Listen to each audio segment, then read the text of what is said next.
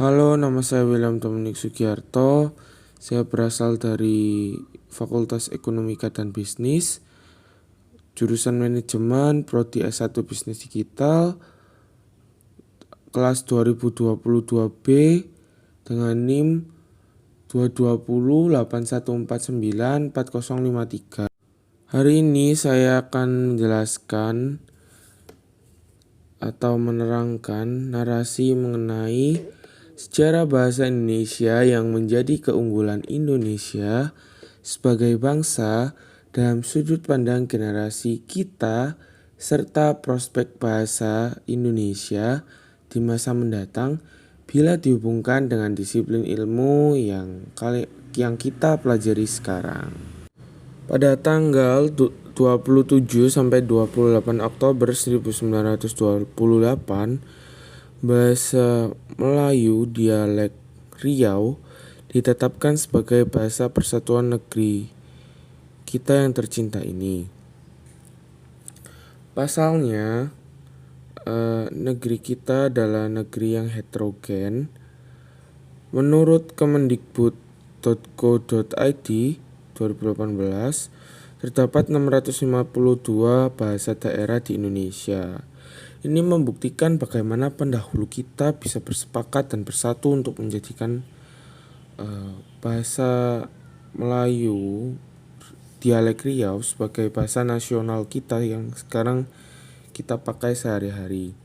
Sebagai bahasa persatuan, menurut saya alasan pendahulu kita memakai bahasa Melayu dialek Riau adalah karena bahasa dialek Riau itu mudah dimengerti dan penyebarannya sudah banyak di berbagai daerah di Indonesia, serta bahasa ini juga mudah dipelajari serta tidak ada unda-usuk bahasa atau tingkatan bahasa. Selain itu, bahasa Indonesia mempunyai keunggulan di banyak aspek seperti historis, hukum, dan linguistik.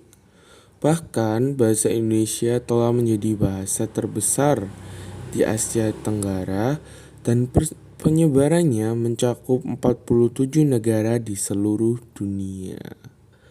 Selanjutnya saya akan menyampaikan pendapat saya soal prospek bahasa Indonesia di masa mendatang menurut ilmu yang saya pelajari.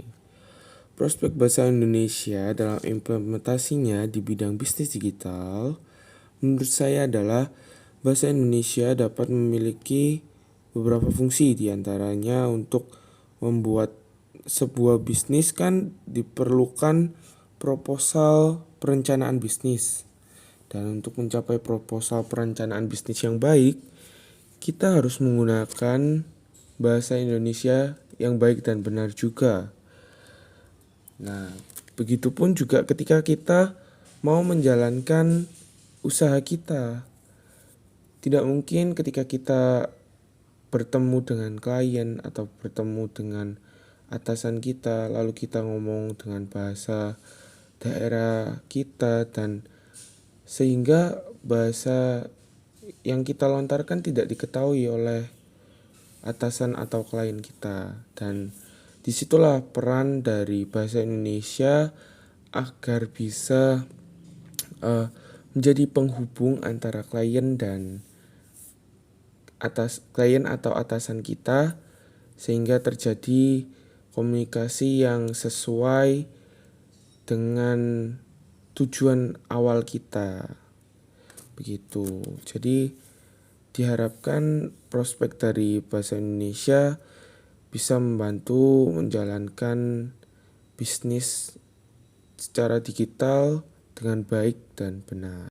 Sekian dari saya tentang penyampaian narasi mengenai sejarah bahasa Indonesia yang menjadi keunggulan Indonesia sebagai bangsa dalam sudut pandang generasi kita serta prospek bahasa di Indonesia di masa mendatang bila dihubungkan dengan disiplin ilmu yang kita pelajari sekarang. Saya mohon maaf bila ada salah-salah kata maupun salah-salah perbuatan dari saya. Saya mengucapkan terima kasih untuk orang yang sudah mendengarkan video ini. Sekian, terima kasih.